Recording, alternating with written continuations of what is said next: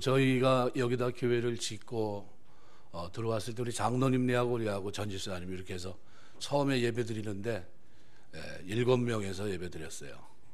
7명에서 예배 드렸습니다. 그때 저희 딸이 피아노 치고 있고 우리 바깥에서는 저희 집사람 안내하고 있고 앉아있는 사람 몇 명 없더라고요. 오신 분들이 깜짝 놀라서 교회는 졌는데 아무도 없지. 그래가지고 오신 분들이 잘 안 오시더라고요. 그렇게 된지 예배 드린 지 이제 2년 한 몇 개월 됐습니다. 몇 개월 됐는데 지금 한 300명 정도 이상 등록은 그 이상 되고요. 참 감사하다 생각이 되고 선교하는 교회가 되어서 이제는 참 감사하게 교회도 아프리카에 3개 짓게 됐고 금년 하나 더 할 것 같고 매달 한 230만 원씩 나가고 재정은 자립이 돼서 섬기는 교회가 됐고 다 하나님의 은혜인 줄 믿습니다. 하나님의 은혜입니다. 하나님께 영광 돌립니다. 감사합니다. 참 감사해요. 왜냐하면 교회가 하나님의 은혜 가운데 세워져 간다는 것이 감사하고 또 마땅히 해야 될 일 가운데 선교에 대한 비전과 꿈이 뚜렷하니까 감사하고 그 길을 하나님이 끌어가시니까 감사합니다. 참 부족한 사람을 세워서 하나님이 영광을 받으시고 참 너무나 감사해요.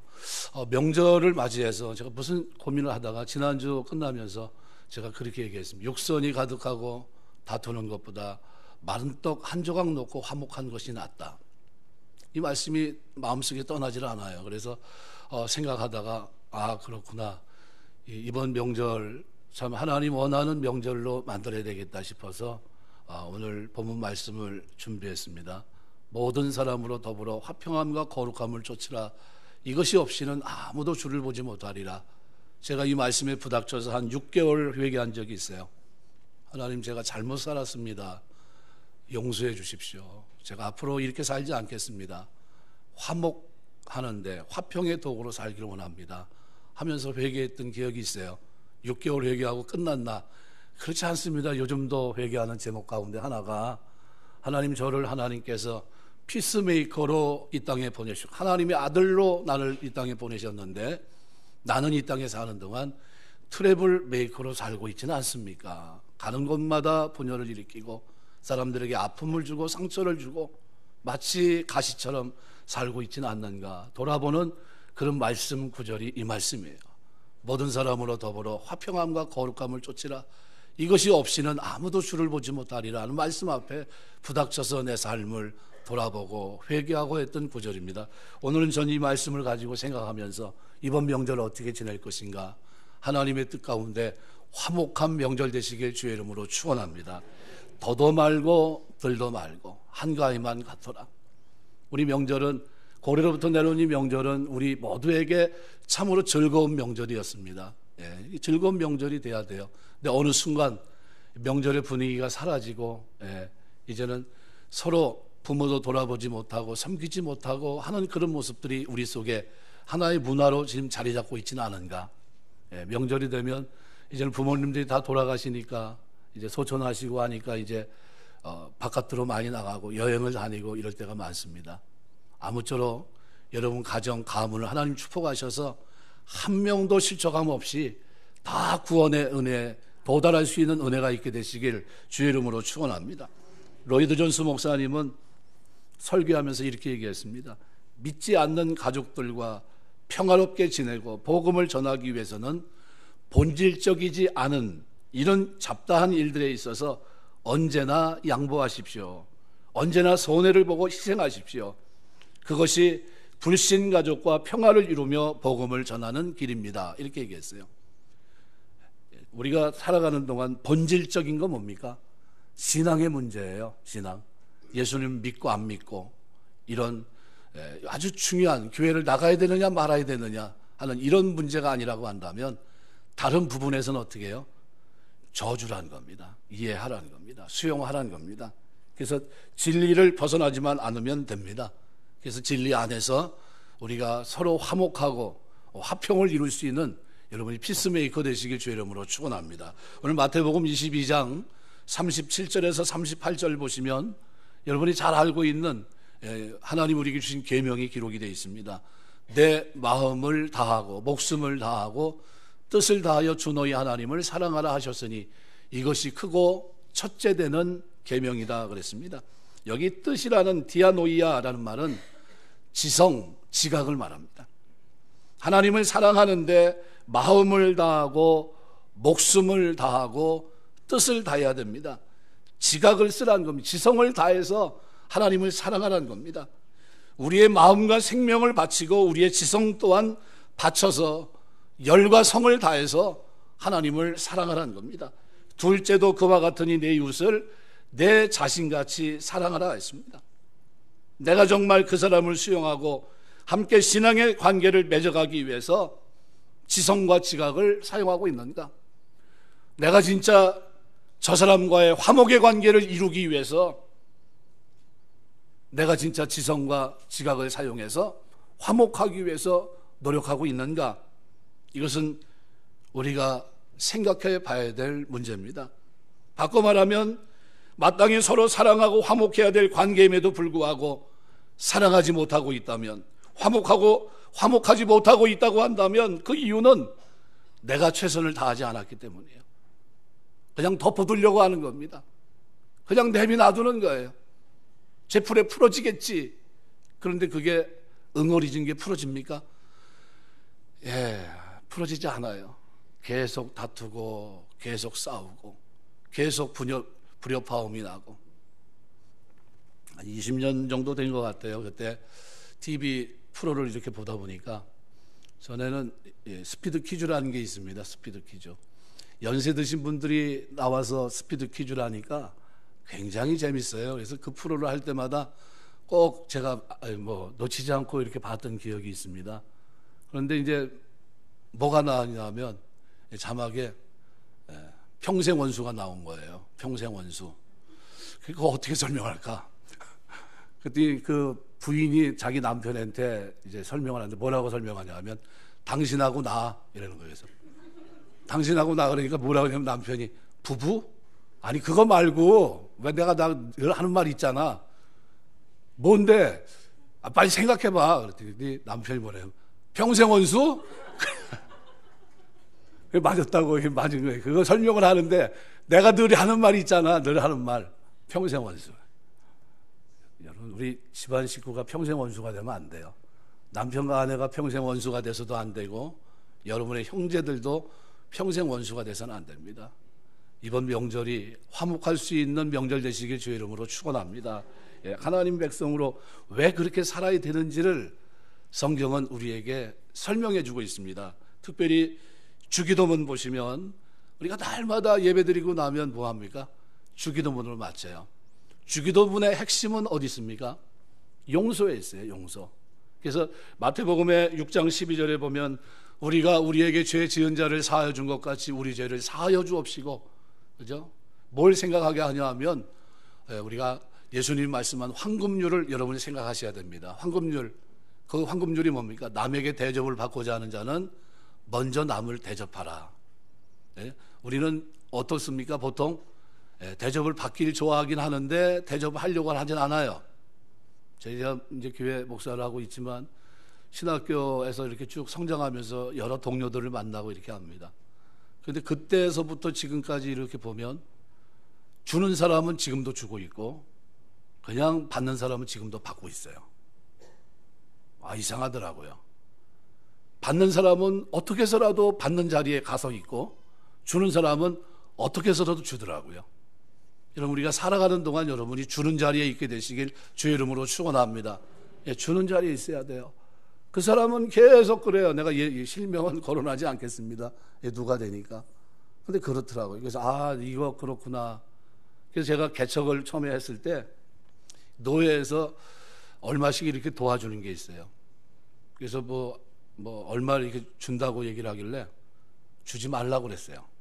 저는 안 받습니다 그랬어요. 왜냐하면 받으면 사람이 안 되겠더라고요. 그래서 그건 받지 말아야 되겠다. 그리고 하나님을 기도하면서 개척하면서부터 하나님을 기도했어요. 하나님 주며 살 수 있게 도와주십시오. 이제 개척해서 아무도 없지만 하나님 이제 하나님 앞에 나갑니다. 개척하고 3일 됐는데 한 사람 문을 탁 열고 들어와요. 삼성 다니는 친구가 들어오더니 예배 안 드립니까? 그리고 들어오더라고요. 그 친구가 이승열이라는 친구인데 지금 결혼해서 미국에 가서 잘 살고 있어요. 미국에 갔더니 아주 반갑게 맞이합니다. 지금은 한의사가 돼가지고 목사님 선교할 때 얘기하십시오. 제가 같이 가겠습니다. 이런 친구가 됐어요.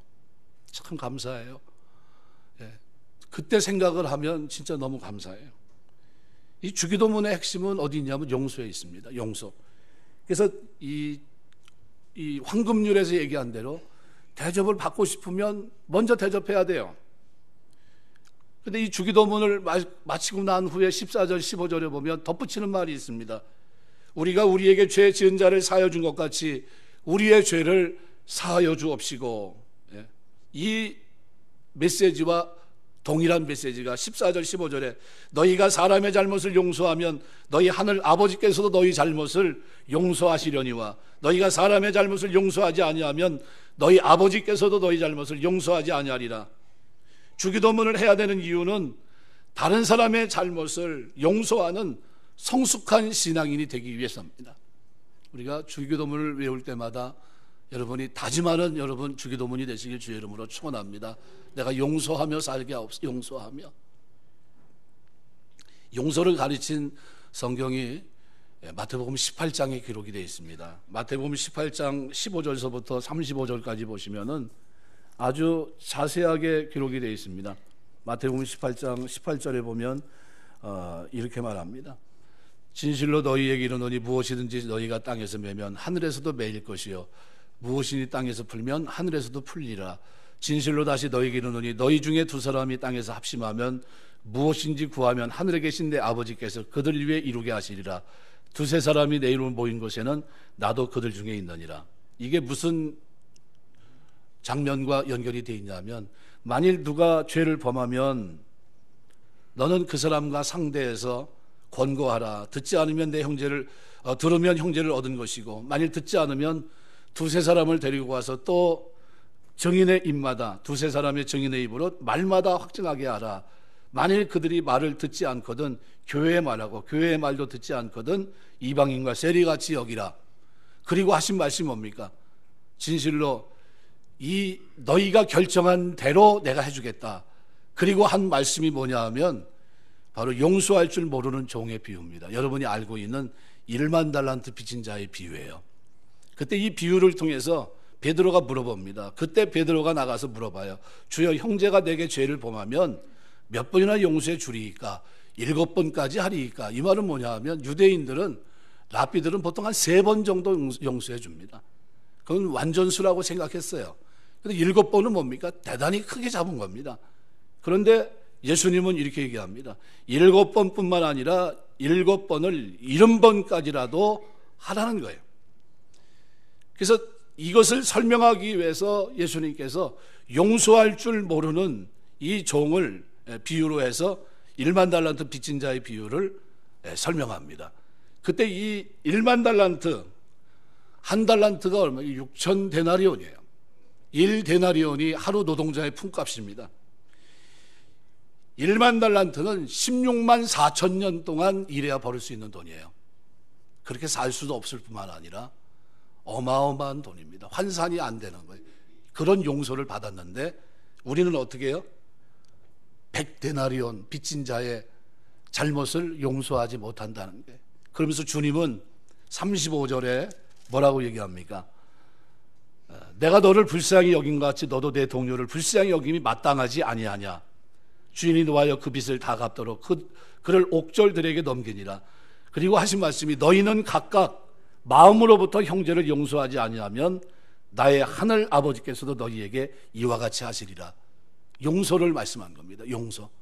1만 달란트 빚진 자의 비유는 용서의 중요성을 얘기하면서 뭘 얘기합니까? 하늘에서 매면 땅에서 매면 하늘에서도 매이는 거, 땅에서 풀리면 하늘에서 풀린다는 메시지를 전달합니다. 근데 이 메시지가요, 마태복음 16장에서 베드로의 고백과 맞물려 있습니다. 그래서 마태복음 16장에 보면 예수님께서 빌립보 가이사랴 지방에 이르렀을 때 제자들에게 묻습니다. 사람들이 인자를 누구라 하느냐? 더러는 세례요한, 더러는 엘리야, 어떤 사람은 예레미야나 선지자 중에 하나라고 합니다. 그럼 너희는 나를 누구라 하느냐? 그랬더니 베드로가 대답을 합니다. 주는 그리스도시요 살아계신 하나님의 아들이시니이다. 예수께서 이렇게 얘기합니다. 바요나 시몬아 내가 복이 있도다. 이를 내게 알게 하니는 혈육이 아니요 하늘에 계신 내 아버지시니라. 또 내가 내게 이르노니 너는 베드로라. 내가 이 반석에 내 교회를 세우리니 음부의 권세가 이기지 못하리라. 내가 천국 열쇠를 내게 주리니 내가 땅에서 무엇이든지 매면 하늘에서도 매일 것이요 내가 땅에서 무엇이든지 풀면 하늘에서도 풀리리라 하시니라. 위대한 고백과 맞물려 있어요. 뭐가요? 땅에서 풀면 하늘에서도 풀리고 땅에서 매이면 하늘에서도 매이는 이 축복, 그죠? 위대한 신앙 고백과 천국 열쇠를 받은 이 축복이 어떤 것과 연관되어 있습니까? 용서의 삶과 연관되어 있어요. 용서하고 기도하면 들어주시겠다는 거예요. 용서하고 기도하면. 그래서 마태복음 18장 내용이 천국에서 누가 가장 크냐 어린아이를 세워놓고 예수님께서 쭉 설명합니다. 그러면서 하신 말씀이 뭡니까? 아무쪼록 한 영혼이라도 잃어버린 바 되면 안 된다. 절대로 그런 일이 일어나면 안 된다. 그리고 하신 말씀이 뭡니까? 내 형제가 죄를 범하거든 그렇게 찾아가서 권고하라. 들으면 얻은 것, 그러지 못하면 몇 번까지요? 3번까지 그렇게 해라. 그리고 이방인 세리처럼 여겨라. 그 다음서부터는 어떻게 해요? 그래도 너희는 무제한 용서하라는 겁니다. 무제한. 제한을 두지 말고 나머지 결과는 누구에게 맡기고요? 하나님께 맡기고. 너희는 뭐 하라는 겁니까? 중심으로 용서하라는 거예요. 중심으로. 죄를 미워해야 되겠지만, 죄는 미워하지만 중심으로 용서하는 자세는 놓치지 말라는 거예요. 그래 놓고서 하신 말씀이 뭡니까? 너희에게 이르노니 너희가 땅에서 매면 하늘에서 매일 것이고 무엇이 땅에서 풀면 하늘에서 풀리리라. 이 용서의 삶에 하나님이 베드로에게 주신 천국 열쇠를 주신 거예요. 천국 열쇠. 우리가 하나님 섬기며 사는 동안 화목하게 하는 직분을 주셨다는 사실을 잊지 마셔야 돼요. 화목. 여러분이 있는 그 가정, 여러분이 살아가는 삶의 그 사회 바운더리 안에 여러분은 뭐로요? 피스메이커로 살아가야 돼요. 만드는 사람으로 살아가야 됩니다. 로이더스 목사님 말씀대로 믿지 않는 가족들과 믿지 않는 사람들과 평화롭게 지내고 살아가야 됩니다. 왜냐하면 복음을 위해서 본질적인 문제만 아니라고 한다면 다른 문제에 있어서는 언제든지 어떻게 해요? 화목하십시오. 언제든지 어떻게 해요? 진리의 문제가 아니라고 한다면 언제든지 손해를 보고 희생하십시오. 이것이 화목을 이루는 길이고 이것이 복음을 전하는 길이고 이것이 구원을 이루는 길이라는 거예요. 여러분 이번 가정, 여러분의 이웃과의 관계 그리고 가정에서의 삶 여러분 돌아보셔야 돼요. 나는 지금까지 어떻게 살아왔는가? 내 삶은 괜찮은가? 이렇게 살아도 되는가? 하나님이 나를 보시고 그는 내 아들이라 화평케 하는 자는 하나님의 아들이라고 했는데 나는 하나님의 아들로 살고 있는가?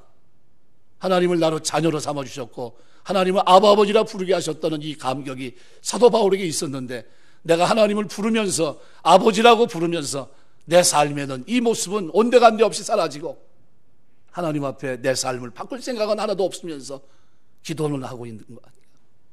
달라고만 하고 있는 건 아닌가? 바꾸시기 바랍니다. 용서의 삶의 자리로, 화목의 자리로 나가야 돼요. 지각을 사용해서 만드는 삶으로 하나님을 사랑하고 용서하는 그 삶을 만들기 위해서 노력하는 삶으로 나아가야 돼요. 금요 철야 기도하면서 제가 설명을 하면서 처음에 제가 보물섬이라는 책을 썼던 로버트 우리 스티븐스라는 사람을 소개했습니다. 이 사람이 어렸을 때 자기 삶에 늘 기억에 남아 있었던 삶의 한 바운더리를 설명하는데 스코틀랜드 에딘버러 이 거리를 내려가면서 가로등 지기 할아버지가 이 기름 등잔에다가 불을 탁 붙이면서 이제 지나가는 거예요. 지나가는 그 자옥마다 뒤로 뭐가 있겠습니까? 가로등 불빛이 탁탁 켜지는 거예요. 그리고 그 사람이 간 데는 뭐가 켜져요? 불이 딱 켜지는 거예요. 근데 이 스티븐슨이 가장 기억에 남았던 것은 그 사람, 그 할아버지 뒤로 뭐가요? 불이 켜진 그것을 잊지 않아요. 그러면서 자기의 삶을 투명하면서 내가 그리스도인으로 부름받고 하나님의 자녀로 사는데 내 삶의 자욱 속에 내 뒤에 내가 걸어간 발자취 뒤에 이렇게 아름다운 불빛이 비춰져야 될 텐데 나는 어떻게 살아가고 있나? 나는 어떤 빛을, 어떤 삶의 흔적을 남기고 걸어갔나? 이거를 생각해 봤다는 겁니다. 여러분은 어떻습니까? 그냥 이렇게 걸어도 괜찮은지, 내 삶의 자국 속에 지금 그 불빛이 켜져가고 있는지, 아니면 내가 지나가고 있는 그 자리마다 불빛이 꺼져가고 있진 않은지, 내가 지나가는 자리마다 뭔가 깨지고 있진 않은지, 이것은 하나님의 백성의 모습이 결코 될 수가 없습니다. 오늘 본문은 우리의 삶을 돌아보게 만듭니다. 그래서 로마서 12장 오늘 18절은 이렇게 말해요. 할 수 있거든 너희로서는 모든 사람으로 더불어 화목하라, 평화하라. 여기 메이크 피스 되어 있습니다. 평화를 만들라는 거예요. 여러분, 만드는 게 쉽습니까? 어렵습니까? 어렵습니다. 화목하게 만드는 것 뭘 사용해야 됩니까? 지각까지 써야 돼요. 만들려고 노력해야 된다는 겁니다. 그냥 만들어집니까? 아니에요. 손해봐야 돼요. 그래서 로이드 존스 목사님이 얘기한 말이 맞아요. 만들기 위해서는 손해보는 이런 구석이 있어야 됩니다. 내가 예수를 믿고 살아가는 동안에 이런 모습이 있어야 되는데 왜 그렇게 살아야 되느냐 우리가 질문한다면 성경은 우리에게 그렇게 얘기합니다. 그것이 하나님의 아들의 삶이고 거기에 하나님의 기도의 응답의 약속이 있기 때문이라는 거예요. 두세 사람이 내 이름으로 모인 곳에 내가 너희와 함께 했다고 약속하셨고, 그리고 땅에서 매면 하늘에서도 매일 것이요, 땅에서 풀리면 하늘에서도 풀리는 그 삶이 뭐와 연관되어 있습니까? 화목하게 하는 그 일과 연관되어 있어요. 연관되어 있어요. 주기도문을 하면서 용서하는 그 삶과 연관되어 있다는 게, 용서하겠다 안 하겠다 이건 내 결정이 돼서는 안 됩니다. 이거는 하나님 앞에 하나님의 아들들로서의 결정이 돼야 돼요. 나는 용서할 마음이 없지만 하나님이 나를 용서하신 것처럼 나도 용서하려고 합니다. 어떻게든 간에 화목을 만들기 위해서 내가 저를 용서하겠습니다. 그리고 어떻게 해요? 나가야 돼요. 그리고 만나야 되고, 그리고 떡을 떼야 되고, 그리고 교제해야 되고, 그리고 풀어야 돼요. 그러면 하나님께서 어떻게 해요? 풀면 하늘에서도 풀어주겠다는 거예요. 메인 것을 하나님께서 풀어주겠다는 겁니다. 우리가 요구하는 형통한 삶은 그냥 주어지지 않습니다. 하나님 말씀대로 구원은 하나님의 은혜이지만 믿음을 선물로 받고 우리 영혼은 죄 가운데 놓임 받지만 우리가 살아가는 동안 일반은 종의 삶은 심은 대로 거둡니다. 심은 대로. 아무리 예수 믿고 구원받았어도 여러분의 마음을 열지 않고 화평을 만들려고 하지 않고 용서하지 않으려고 한다면 결과는 뻔합니다. 아무리 기도해도 변한 게 없어요. 바뀔 게 하나도 없어요. 그러나 기도하면서 하나님의 도움을 구하면서 하나님, 나는 잘못합니다. 그런 자신감도 없고 말주변도 없고 그런 용기도 없습니다. 하지만 하나님 말씀을 대하다 보니까 내 신분을 알았고 이게 죄란 걸 알았습니다. 그리고 하나님이 나에게 뭘 기대하는지 알았습니다. 내 삶의 자국에서 내가 지금까지 살아온 삶을 돌아보면서 이제 정리하려고 합니다. 이 삶을 도와주십시오. 내가 이번 명절에 한번 해보겠습니다. 내가 손해보는 일이 되고 내가 좀 수치스러울 수도 있지만 그러나 하나님께 영광이 되고, 그리고 이것이 내 신앙생활 영적인 문제에 있어도 중요한 문제가 되기 때문에 내가 바꾸려고 합니다. 성령님 좀 도와주십시오. 기도하셔야 돼요. 이런 기도가 여러분에게 있게 되시길 주의 이름으로 축원합니다. 조용히 골방에서 앉아서 기도하면서 삶을 돌아보면서 하나님 앞에 엎드리셔야 돼요. 하나님, 내가 지금까지 이렇게 살지 못했는데 해마다 돌아오는 명절을 또 맞이했습니다. 이번 명절도 지난 명절처럼 싸우는 명절이 돼서는 곤란하지 않습니까? 다투는 명절이 돼서는 곤란합니다. 내가 그리스도인인데 내가 알지 못했을 때는 그렇게 살았지만 깨닫고 난 후에는 그렇게 살기를 원치 않습니다. 하나님 도와주십시오 하고 엎드리셔야 돼요. 엎드리셔야 돼요. 저는 개인적으로 저희 큰 집이 예수를 믿질 않았었어요. 어렸을 때 아버지가 이제 예수 믿고 구원받고 이제 명절 되면 가자고 그러면 아버지는 저희한테 신발을 사줍니다. 근데 신발을 사주면 저는 기분이 좋죠. 그런데 이제 문제는 가면은 뭐 합니까? 절을 해야 돼요. 근데 이제 예수 믿고 구원받고 나니까 절을 못 하겠는 거예요. 절도 못 하겠죠. 그 다음에 믿음이 약하니까 우상 앞에 제사한 제물을 어떻게 먹을 수 있겠어요? 못 먹는 거예요. 그래서 한 번은 가가지고 아버지와 큰아버지 다 해서 절하는데 서서 있으니까 야, 엄마, 왜 안 해? 이러는 거예요. 그래서, 아유, 저 이제 예수 믿고 이제는 안 하기로 했다고. 기가 막힌 거 이제 아버지 이렇게 쳐다보면서 저게, 안 좋은 표정이 있잖아요. 저기 뭐 어디서 뭐 큰아버지 있는데 우리 아버지 작은 아버지거든요. 그러니까 너 교육을 어떻게 그렇게 했냐 뭐 이런 저게 되는 거죠. 그날 금식했거든요. 또 제가 한참 먹으니 뭐 저 그럴 때인데 금식했죠. 절도 안 하죠. 그냥 물만 마시고 왔어요. 근데 오는 동안 얘기를 안 하시더라고요. 기분이 나쁜 거예요 지금. 이 아들 때문에 저놈이 예수 믿더니 큰일 났다고. 집에 와서 난리가 난 거예요. 저희 어머니가 애들 교육을 어떻게 시켜가지고 말이야. 교회 나가는 것까지 내가 뭐라고 안 그랬는데 가가지고 뭐 앞에요? 조상 앞에 절을 해야 되는데 절을 안 한다는 게 난리가 난 겁니다. 뭐 저게 뭐 어디서 난니서부터 해가지고 그날 들을 건 다 들었어요. 평생 들을 거. 잘못하면 죽겠더라고요. 그래서 나갔어요. 제가 얼른 도망갔어요. 잘못하면 맞아 죽겠다. 그리고 그냥 그 다음서부터는 안 가요. 가면 뭐 뻔하잖아요. 가면 금식해야 되는데 제가 왜 갑니까? 아버지한테 저 안 갑니다. 내가. 막 야단을 치는 거예요. 저 못 갑니다. 내가. 그리고 고집을 부리고 신앙을 지켰어요. 이제 뭐 해야 됩니까? 이제 자꾸 이제 복음을 전해야 됩니다. 이제는 그분들이 한 분 한 분 다 소천하고 돌아가세요. 그리고 그 중에 이제 예수 믿는 사람도 나타나게 되고, 그 형제들 가운데 누이들 중에서도 예수 믿게 되고 이렇게 하나하나 변하고 있어요. 우리가 하는 동안에 해야 될 일 가운데 가장 중요한 일이 있다면 바로 이겁니다. 화목. 이 화목이라는 이 주제 앞에 우리가 하나님 앞에 엎드려야 됩니다. 선지자 엘리사 시대 이스라엘 이웃에 아람이라고 하는 나라가 있었습니다. 이스라엘을 치려고 하는데 이제 군사를 보내면 공교롭게 이스라엘 군사들이 눈을 뜨고 지키고 기다리고 있는 거예요.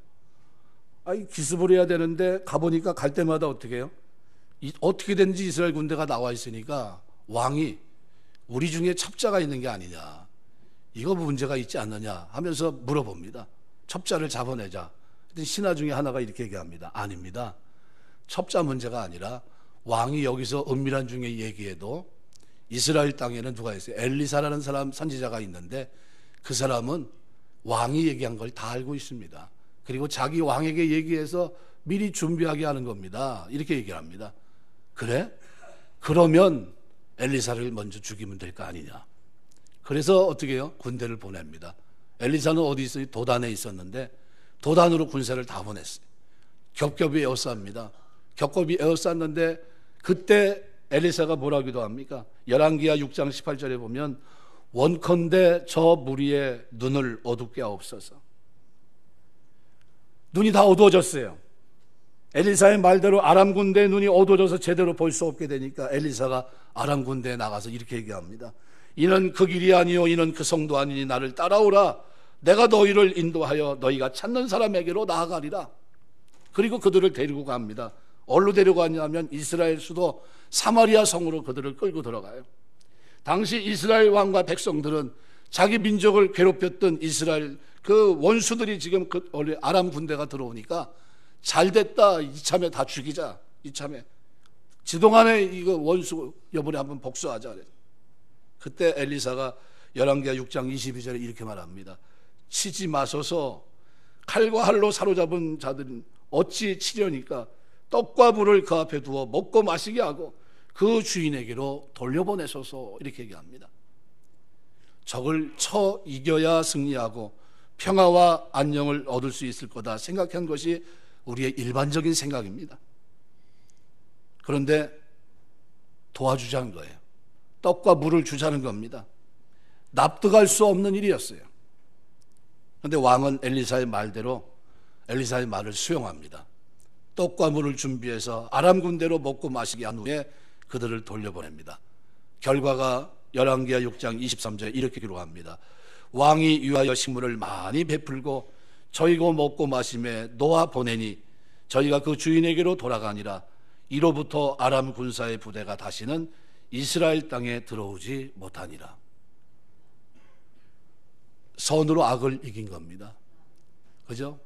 화목하기 위해서 어떻게 하면 화목할까를 생각한 거예요.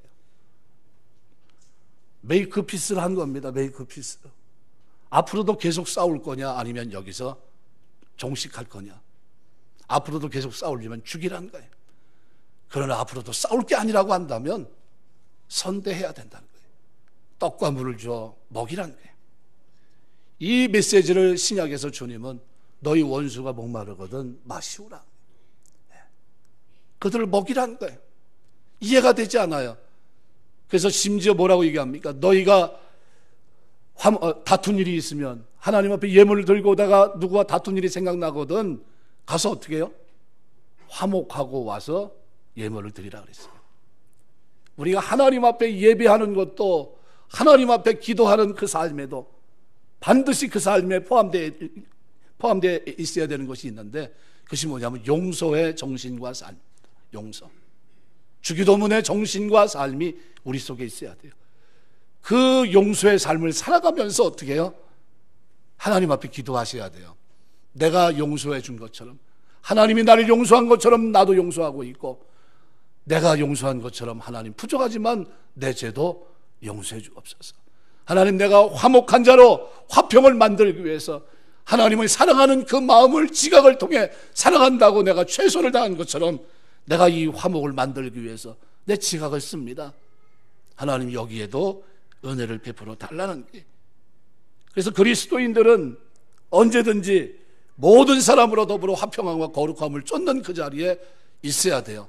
평안을 만드는 자로, 화목을 추구하는 자로, 그 속에서 분열되어 있는 그 마음을 하나로 모을 수 있는 그런 사람들로 우리는 살아가야 됩니다. 할 수 있는 한 평화하라고 그랬습니다.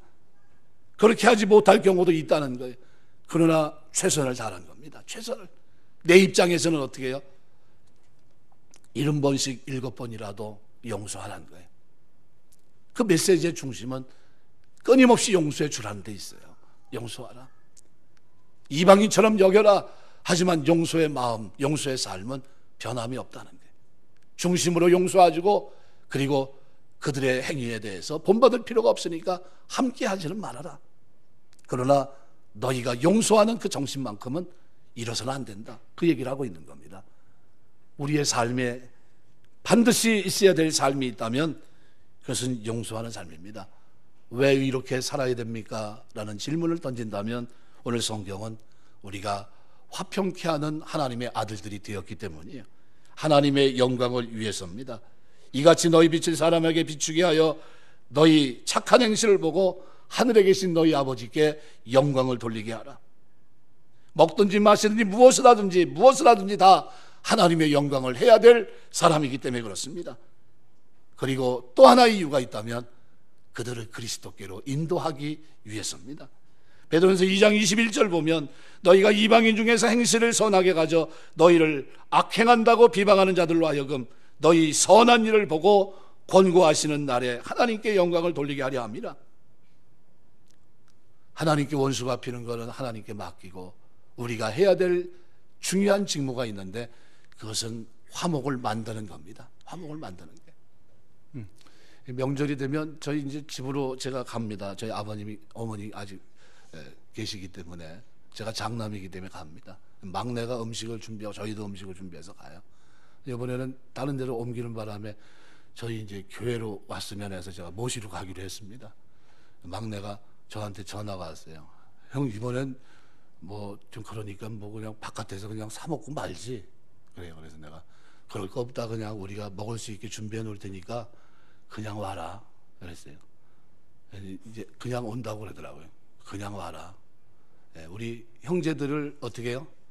만나는 거예요.